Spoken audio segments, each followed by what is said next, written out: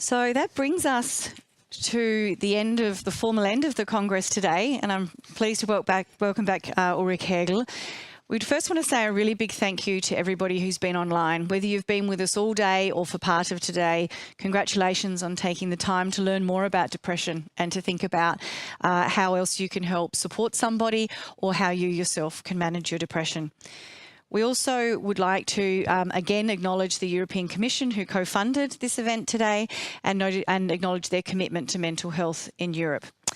Before we thank our speakers though, Ulrich, have you got a few thoughts you would like to share? Yeah, I think we still need your help on one issue, but on one aspect. But before that, I only want to inform you about European Alliance Against Depression, so that you know who has been the main organizer of this Congress. This is a non-profit organization. It was originally an EU-funded project, but people enjoyed cooperating and have founded this non-profit NGO. And we have two main aims. It is to improve the situation for people with depression in Europe and to promote the implementation of community-based four-level interventions. What we have done in more than 130 regions worldwide. Only for your info, we are not accepting any money from pharmaceutical industries, so we do not do it for credibility reasons. So we rely concerning finances on donations and on project money. What I would like to ask you is the following. The title Patient Congress is not perfect. I think probably about half of the participants here are relatives. And in addition, there have been some concerns that naming it Patient Congress, European Patient Congress Depression, is too medical and might perhaps not fit for those who are listening who are not patients because they are not in treatment. So I personally like the term Patient Congress because it's quite short and most people understand what we mean. But I would like to get opinion about it. Should we try to find a new name? For example, Congress for people affected by depression? Or do you think we can stay with the name Patient Congress? And I do not know, Pia, what to do now? So thank you. They're voting already? Voting now. So they have the question already on the screen. So please give us your advice and your recommendation. Whilst you're doing that, I'll just take a moment to say, as Ulrich has mentioned, you know, the ideal would be to hold more events such as this for people such as yourselves and to make them bigger and broader.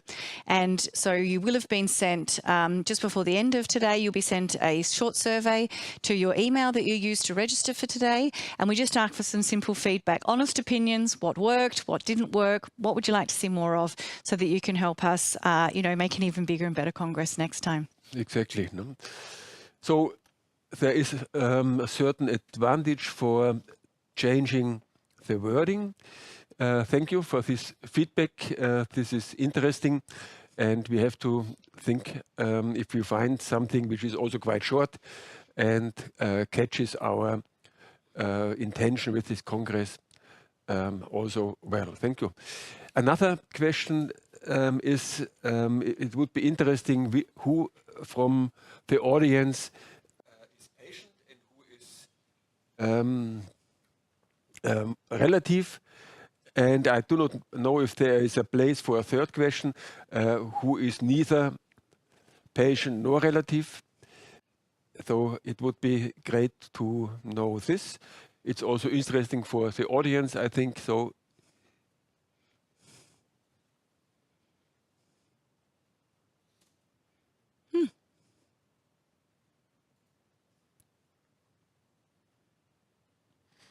do we have the question concerning relatives here also?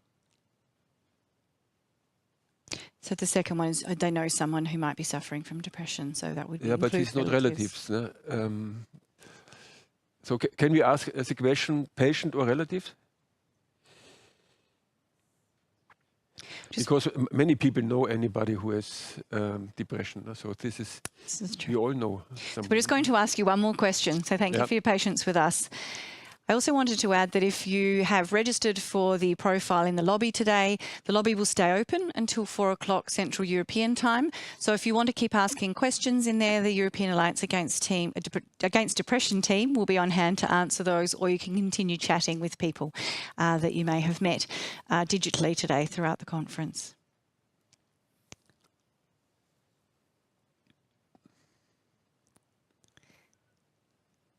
So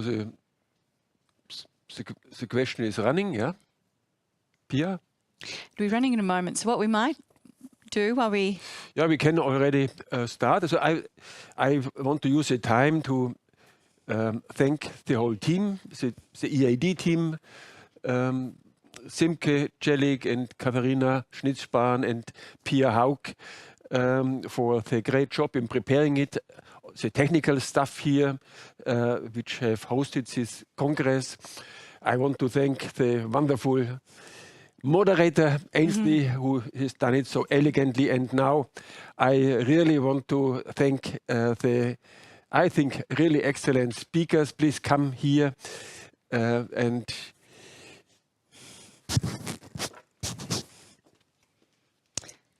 so that we can make something like a goodbye photo. But first we want to know about the relatives still. So we can see that the majority of people online today, it appears, are patients. Patients, yeah. And then relatives are the smallest group, and neither patient or relative are the second biggest group. So now we know. So I think we have exactly the audience we expected, and I hope that you enjoyed it and that you had the feeling that it was helpful to deal with the disorder and with the ill relative. So yeah, I think we make a last photo, and this is a goodbye photo, and I hope to see you again in the next patient congress. Perhaps it's named then differently, we will see. Thank you for your time today. Goodbye.